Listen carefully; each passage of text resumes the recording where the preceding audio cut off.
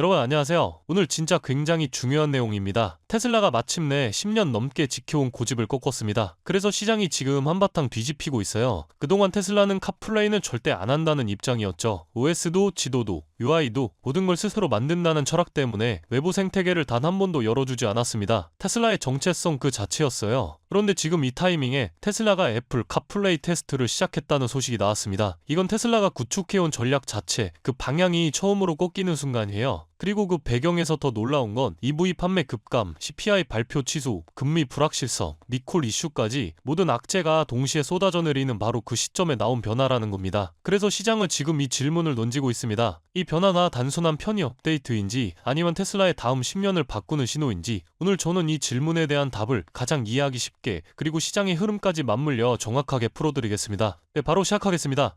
자, 먼저 배경부터 보면요. 테슬라는 원래부터 차의 경험은 직접 만든다는 철학이 정말 강했습니다. 그래서 지도 내비게이션, 음악, 영상, 통화 메시지, 심지어 오토파일럿 UI까지 모든 걸 테슬라 OS 하나로 통합하려 했어요. 애플 카플레이를 허용하면 어떤 일이 생기냐면 차 안에 들어오는 정보와 데이터 흐름이 일부 애플로 넘어가 버립니다. 그런 걸 테슬라는 싫어하죠. 또 중요한 이유는 자율주행 시대에는 OS와 UI가 자동차의 핵심 경쟁력입니다. 여기에 다른 회사 플랫폼을 섞으면 그 생태계가 흔들려요. 그래서 테슬라는 10년 넘게 카플레이는 절대 안 한다는 기조였던 겁니다. 그 테슬라가 지금 바뀌었습니다. 여기가 오늘의 메인입니다. EV 보조금 종료와 경기 둔화 때문에 미국에서 테슬라 판매가 진짜 많이 빠졌습니다. 그리고 고객 설문에서도 카플레이 안 되는 거 진짜 불편하다. 이게 구매 거부 사유 1위로 나왔어요. 전 세계가 아이폰을 쓰는데 카플레이가 안 된다는 거는 요즘 소비자들한테 큰 감점 요소죠. 테슬라는 결국 이걸 받아들인 겁니다. 지금 전기차 경쟁은 배터리 싸움이 아니라 UX 싸움입니다.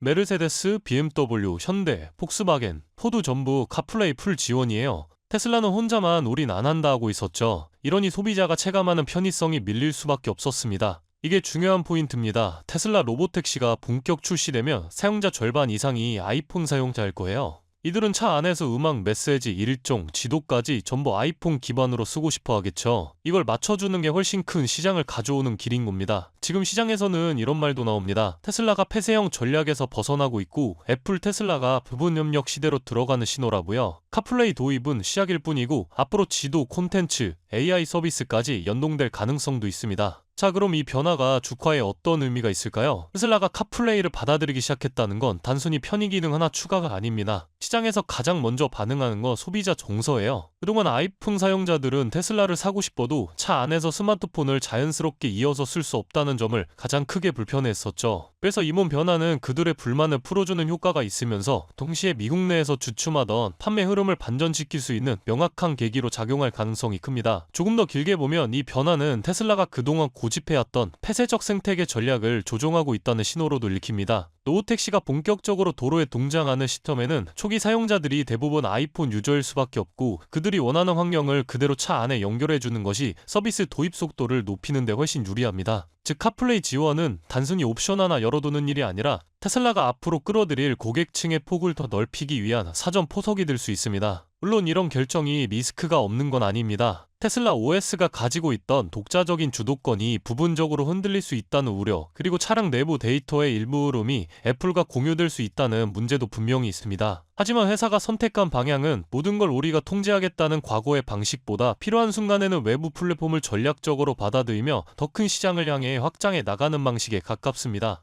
카플레이 지원 가능성만 놓고 보면 테슬라가 굴복한 게 아니냐는 반응도 있습니다. 하지만 시장 전체 흐름과 테슬라가 발표하고 있는 장기 로드맵을 연결해보면 이번 결정은 오히려 그 반대쪽에 가까워요. 테슬라는 지금 전기차 회사에서 플랫폼 회사로 넘어가는 과도기에 있죠. 로보택시 FSD, 차량용 OS, 차량 내 콘텐츠, 그리고 장기적으로는 이동형 앱 생태계까지 이 모든 것들은 테슬라가 단순 제조사가 아니라 이동 서비스 플랫폼으로 변신하고 있다는 사실을 보여줍니다. 이런 방향성 속에서 보면 카플레이는 테슬라를 약하게 만드는 요소가 아니라 오히려 사용자 기반을 빠르게 넓히기 위해 전략적으로 선택한 하나의 문입니다. 예전처럼 모든 걸 내부에서만 만들겠다는 방식으로는 이제 시장을 선점하기 어렵고 특히 전세계 아이폰 유저들을 자연스럽게 끌어들이려면 어느 정도의 개방성은 필수입니다. 결국 테슬라는 폐쇄형 전략을 버린 게 아니라 더 큰 생태계를 끌어안기 위해 열린 전략을 선택한 것이죠. 즉 중심은 계속 테슬라가 유지하되 필요할 때 외부 플랫폼을 끌어오는 하이브리드 방식으로 진화하고 있는 겁니다.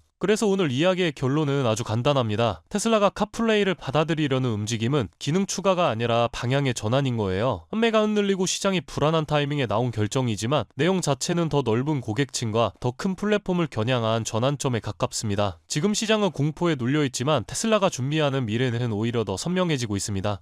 그렇다면 여러분들은 지금 주식 시장에서 수익을 내고 계신가요? 우리는 어떻게 해야 이런 불확실한 시장 속에서도 안정적으로 큰 수익을 얻어갈 수 있을까요? 눈에 띄는 대장주 M7 같은 종목들은 이미 너무 많이 상승한 뒤이기 때문에 앞으로는 진짜 큰 돈을 벌기 쉽지 않습니다. 진짜 기회는 그 대장주들 뒤에서 움직이는 수혜 종목에서 발생하는데요. 이런 종목들은 시가총액이 작기 때문에 비교적 소액으로도 접근이 가능하고 리스크 관리 또한 용이하죠. 즉 적은 자금으로도 큰 수익을 노릴 수 있는 구조입니다. 그런데 지금 시장을 움직이는 가장 큰 힘은 단순히 금리나 유동성이 아닙니다. 바로 미중 무역 전쟁의 임합, 전략 자원 전쟁이 시작됐기 때문이에요. 중국이 반도체에 이어 히토르 수출을 통제하기 시작했고 미국은 이에 맞서 자국 내 히토르 생산 라인을 재건에 나섰습니다. 단순히 정치적 갈등을 넘어서 AI, 전기차, 방위산업까지 직결된 신냉전형 공급망 전쟁입니다. 가장 대표적으로 눈에 띄었던 건 바로 히토르 전쟁의 중심에 선 MP 머티리얼스 티커였습니다. 미국 국방부와의 공급 계약이 발표되자 3개월 만에 주가가 6배 이상 폭등했고 거래량은 평소에 10배 이상 터졌어요. 1,000만 원만 넣었어도 6천만 원.